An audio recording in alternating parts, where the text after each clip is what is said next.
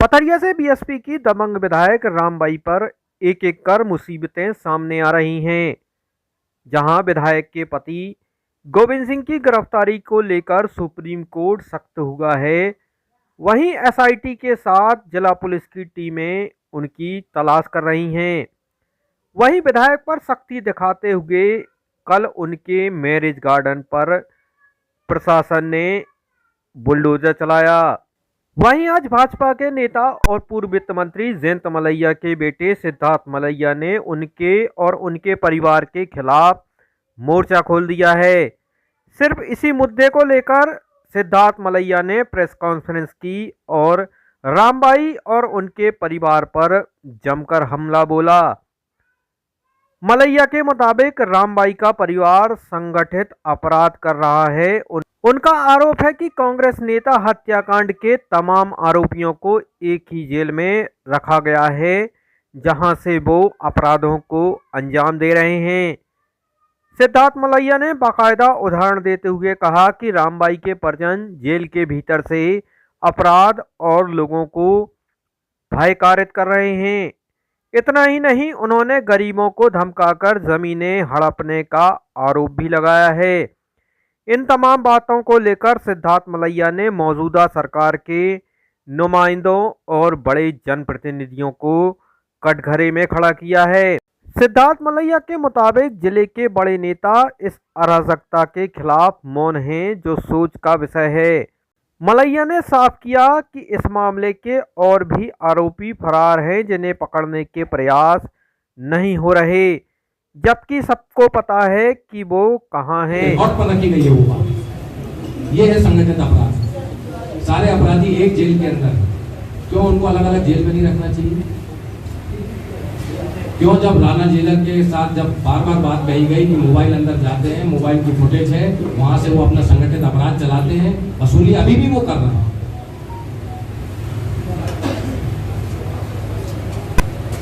जो एक हत्याकांड हुआ अभी नरसिंहगढ़ में, सुधा रानी या रूप रानी रजक उस महिला का नाम है, जिसको 307 की वारदात जिसकी हुई थी, जिसको सर में चोट आई थी। 26 जनवरी भूपेंद्र सिंह जी, आदरणीय भूपेंद्र सिंह जी जब कार्यालय आए थे, वो मुझसे आके वहाँ मिली और मैंने उसको भरोसा दिलाया कि आपकी बात करेंगे। एसपी साहब के पास भेजा, उन्होंने सीएसपी साहब को उसमें लगाया। वो फिर मिलने आई, मैं बाहर था, पिताजी ने उसके बारे में बात की। उसी रात उसके परिवार में उसके पति के चाचा को उसकी हत्या हो गई। वो महिला ने मुझसे क्या बात कही, उसमें कितनी सच्चाई है मैं नहीं कह सकता, पर उसने क्या बात कही वो मैं आपको उद्धृत जरूर करूँगा। उसने मुझसे ये कहा कि हमारे पति को इन्होंने झूठा फंसाया है, वो जेल के अंदर है और ये सारे लोग उनके ऊपर दबाव डालते हैं कि उनके स्वजातीय बंधु को उनसे छोड़ा जाए, क्योंकि उनके स्वजातीय बंधु के पास उन्होंने उसके पत्नी पर 307 का अपराध मुकदमा था उसके। दीदी आप भी उनसे मिलने गए उनके परिवार के पास, वो तो पीड़ित आपके परिवार के लोग सही थे। और जब हमारे जनप्रतिनिधि उन लोगों के बारे में बात नहीं करते जो हमारे शीर्ष पर बैठे जनप्रतिनिधि हैं, तो सवाल उन पर भी है, क्या उनकी मौत स्वीकृति किस बात के जनप्रतिनिधि हैं? हम अनुशासन की बात कर लें, संकल्प में विकल्प नहीं और तमाम तरह की हम बातें कर लें। धरातल पे क्या है? मैं जो कहने जा रहा हूँ, करने जा रहा हूँ, आने वाले चुनाव से उसका सरोकार है। जब हटा की बात की तब भी रिस्क था, आज भी रिस्क है, पर लेने तैयार हूं। इसलिए नहीं कि मैं बहादुर हूं, पर इसलिए कि किसी को तो बोलना पड़ेगा, किसी को तो बोलना चाहिए। आप सारे लोगों के फाइल आप देखिए, क्या कवेना के अंदर, कवेना माल यहाँ से पास की पंचायत है, गाँव है, आप वहां जाके पूछिए, पत्रकार बंधु वहां से जा सकते हैं, पूछ सकते हैं कि वो कह रहे थे सिद्धार्थ मलैया की यहाँ पर जमीन हड़पी गई, जबरदस्ती जमीन ली गई, पैसे दिए हैं उसके पर जबरदस्ती ली गई। क्या मैं गलत कह रहा हूँ? आप कर लीजिए जांच। क्या भाषा और भाषा के पास जो बाजू वाला गांव है, क्या वहां पर अहरवाल बंधुओं की जबरदस्ती जमीनें नहीं ली गई? क्या उनकी जमीन के सौदे नहीं किए गए? रजिस्ट्री नहीं हुई, किसी रजिस्ट्री पर उनका नाम भी नहीं है। इतने तो होशियार हैं। खुद करना चाहते थे कि उन्होंने अपने नाम पे क्या रजिस्ट्रियाँ की, अपने नाम पे क्या ज़मीनें बढ़ाएं, क्या असेट्स बढ़ाएं, होशियारी से काम किया। मैं जो कह रहा हूँ आपके सामने कह रहा हूँ, दोनों गांव यहाँ से सिर्फ 8 और 11 किलोमीटर दूर है। आप पूछ सकते हैं वहाँ जाके कि क्या ये नहीं हो रहा है। पैरेलल कोर्ट बना के रखिए कि आप उनके घर जाएंगे और एमएलए के जो पति हैं वो निराकरण करेंगे, आप भी टीका लगाएंगे, आप भी टीका लगाएंगे, मतलब नजराना देंगे, और आपकी जो बात होगी वो मानी जाएगी।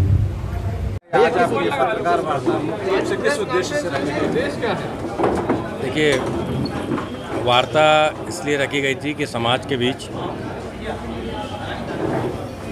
संगठित अपराध के बारे में और जो अपने ज़िले में संगठित अपराध है उसके बारे में जानकारी जाए, और जिस तरह से निर्वाचित प्रतिनिधि अपनी बात रखती हैं उन बातों का सही विश्लेषण जनता के बीच में जाए।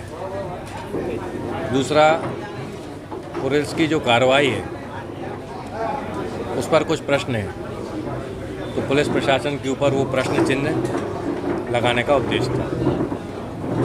किस तरह के प्रश्न हैं आपके पुलिस से? क्या मैंने अभी आपको बताया ही थे, आप थे उसमें कि प्रश्न ये थे कि कार्रवाई जो कर रहे हैं आप, ये कार्रवाई आप पहले भी कर सकते थे, पहले भी आप बिना दबाव के थे, आप कार्रवाई कर सकते थे।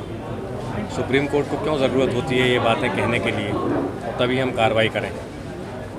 कार्रवाई नैसर्गिक रूप से स्वतः होनी चाहिए थी, और आज भी कुछ अपराधी हैं जो बाकी हैं, जो हमें पता है कि कहाँ पर हैं, सामान्य लोगों को पता है, आप लोगों को भी पता होंगे, तो उनको पकड़ना चाहिए। जब सुप्रीम कोर्ट कहेगा तभी पकड़ेंगे क्या।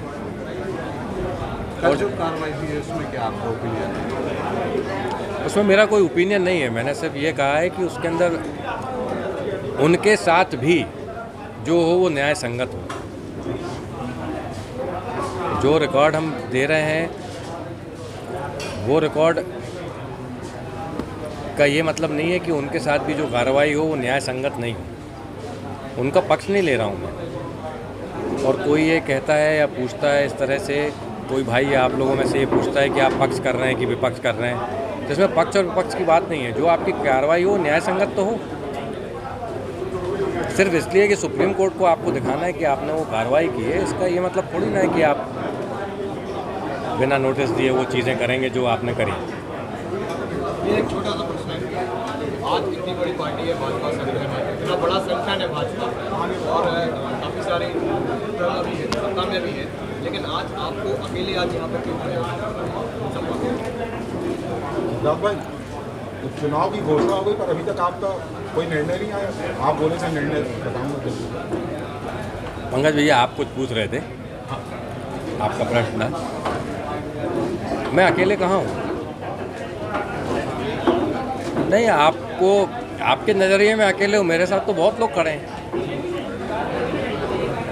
मैं अपने साथ जो लोग खड़े हैं आप लोगों को भी देखता हूँ, और उसके लिए जो प्रश्न करना है वो एक व्यक्ति कर रहा है या वो सामूहिक तौर से कर रहा है, वो तो बात जन सामान्य के बीच में जाए। सबसे बड़ा प्रश्न तो जन सामान्य के बीच में है। हमने ही चुना, मैंने चुना ना उनको, जो पथरिया से चुन के आए हैं उनको मैंने ही चुना है, मैंने और आपने। सबसे पहले तो हमारे ही प्रश्न है कि जनता के पास ये जानकारी नहीं थी, तो शायद जो हम जैसे राजनीतिक कार्यकर्ता उनकी गलती थी कि हम ये जानकारी जनता के बीच में नहीं रख पाए। आज रख रहे हैं। दरअसल में सवाल इसलिए उठता है क्योंकि जब पार्टी के बाद जिलाध्यक्ष से बात करो तो वो कहते हैं वो उनका पर्सनल है, वो उनका पर्सनल है, उन्होंने भी कहा पर्सनल है, तो क्या मुश्किल है? जिलाध्यक्ष जी ने किस बात के लिए पर्सनल कहा? आशीर्वाद यात्रा हो या फिर कोई, तो अब वो जिलाध्यक्ष जी का अपना पर्सनल मैटर क्या है, वो उनका सोचने का नज़रिया है, और वो जो जवाब दे रहे हैं उस पर मैं टिप्पणी नहीं करना चाहता। वो उनका अपने विवेक से करते हैं बात, वो जिम्मेदार अधिकारी हैं, और जो कह रहे होंगे सही ही कह रहे होंगे। चुनाव मौन स्वीकृति वाली बात की है कि मौन स्वीकृति है काफ़ी गाँव की, किसको आप? मैंने पहले भी कहा, मेरे को इस प्रश्न पे आप मौन रहने दें। क्या माना जाए कि विधानसभा चुनाव में तमाम प्रश्नों के जवाब मिलेंगे? शायद चुनाव में नहीं मिलेंगे तो उसके बाद मिल जाएंगे। आप सब लोग का सहयोग रहेगा तो जल्दी मिल जाएगा। भैया क्या जल्दी आ रहे हैं चुनाव? सिद्धार्थ भाई, देखते हैं क्या। भैया अब चुनाव आ गए हैं, कांग्रेस प्रत्याशी कौन हो सकता है? देखिए, चुनाव संबंधी बात हम करें, वो आज के प्रेस वार्ता जो की थी उसको, उनकी बातों को छीण करता है, उसको डाइल्यूट करता है। तो उन बातों का अगर हम नहीं कहेंगे तो ज़्यादा अच्छा रहेगा, क्योंकि जो बात रख रहे हैं वो बड़ी बात है, वो छोटी बात नहीं है। आप आज वही लेके जाएंगे तो शायद ज़्यादा बेहतर रहेगा, मैं ऐसा मानता हूँ। खुशखबरी खुशखबरी, अब आपके शहर दमोह में आर्थोपेडिक सर्जन, हड्डी जोड़ एवं स्पाइन रोग विशेषज्ञ doctor Ravindra Chaurasia, MBBS DNB, assistant professor, Bundelkhand medical college Sagar, Madhya प्रदेश।